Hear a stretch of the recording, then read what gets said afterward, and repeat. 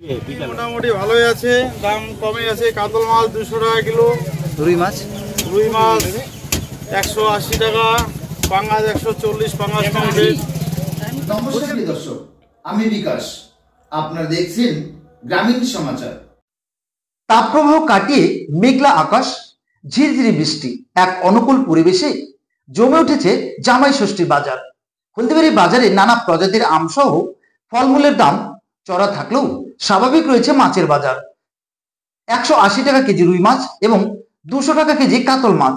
যদিও জামাই ষষ্ঠীর বাজারে মুখরোচক ইলিশ মাছের দাম অনেকটাই চড়া রয়েছে, তবে মধ্যবিত্ত পরিবার রুই কাতলা দিয়েই জামাই ষষ্ঠীর ভোজন গ্রহণ করবেন।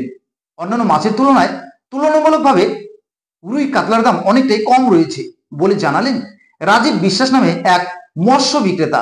রাজীব বাবু বলেন, বর্তমানে চালানি মাছের দাম একটু কম রয়েছে, কেননা বাজারে যথেষ্ট আমদানি রয়েছে।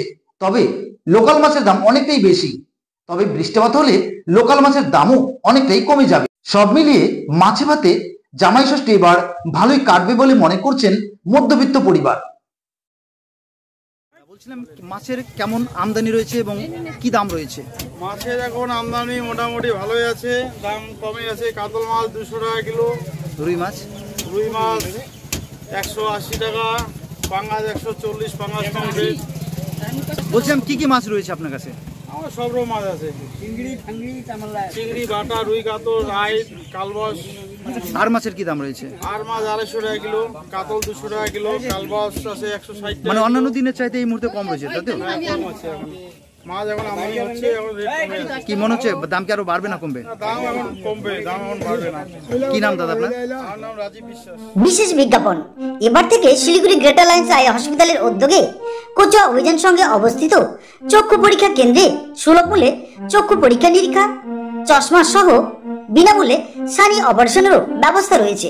প্রতি সোমবার হতে শনিবার সকাল 10টা থেকে বিকেল 5টা পর্যন্ত খোলা থাকবে, তাই অতি সত্বর যোগাযোগ করুন 7865051223 এই মোবাইল নম্বরে।